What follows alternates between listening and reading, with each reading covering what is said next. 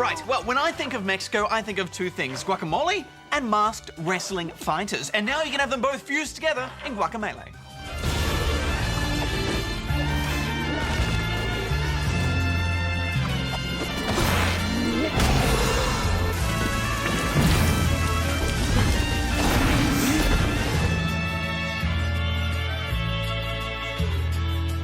The president's daughter has been kidnapped by the evil Charro skeleton, and we can only assume that both the Mexican Secret Service and the police force were busy, because the only person who volunteers to rescue her is the humble farmer Juan Aguacate. He bravely confronts the skeleton and is promptly killed.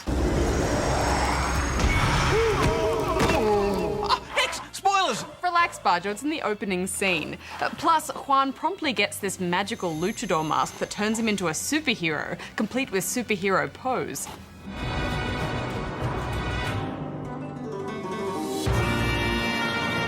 Guacamelee is bursting with style, from the awesome angular animation to the brassy Mexican soundtrack. And I'm glad to say that just as much work has gone into fleshing out the gameplay, which involves a lot of punching and jumping.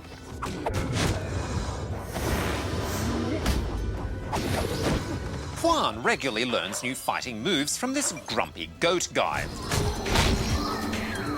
He passes on the secrets of his mystical super punches. Obviously, they're essential for fighting enemies, but the interesting thing about Guacamelee is that your attacks are just as useful for the platforming sections.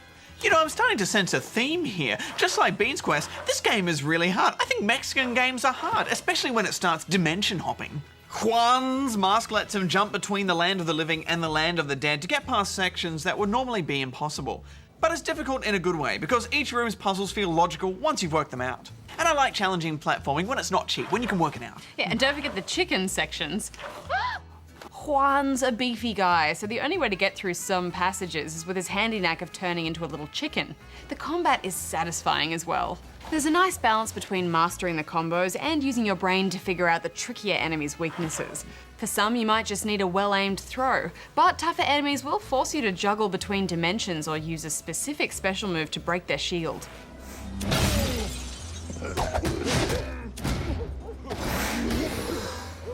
I quite liked the nods to other games. The classic adventure game Grim Fandango gets a look in, and there's even a move named after Little Derp. Oh, how is Derp these days, Derek? Oh, he's doing very well at the Intergalactic Robot Academy. He's head of the debating team. Oh. It's also nice to see an indie platformer with good co-op play as well. Diving into combat with a friend works really well, and there aren't any problems with friendly fire or split-screen slowdown here. And co-op can be a lifesaver when you're facing some of those tougher bosses too, because you've got unlimited lives. Assuming the other player can stay alive long enough for that respawn timer to count down. I agree that the co-op is great, but I do have some gripes with the game. For example, I'm used to games giving me a clear direction of where I need to head to, but the map in Guacamelee is kind of vague. So you're never really sure which way to go when you come to a split in the path. Yeah, I think that's the point though. I mean, the developers have said this is a Metroidvania-style platformer. They want you to explore every path to find the secrets. And when there's an obstacle that you can't pass until you unlock the right ability, the map marks that spot so it's easy to get back to. Only part of the game I did get a little bit frustrated with were those flying sections. We had to flick between dimensions crazy fast.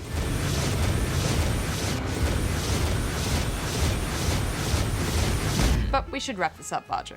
Well, I love this. I think the platforming and the combat is excellent, and you just get the sense that the developers have really played this inside and out to get the balance just right. So I'm going to give it 8.5 out of 10 rubber chickens. I had a great time with it too. I'm giving it 9.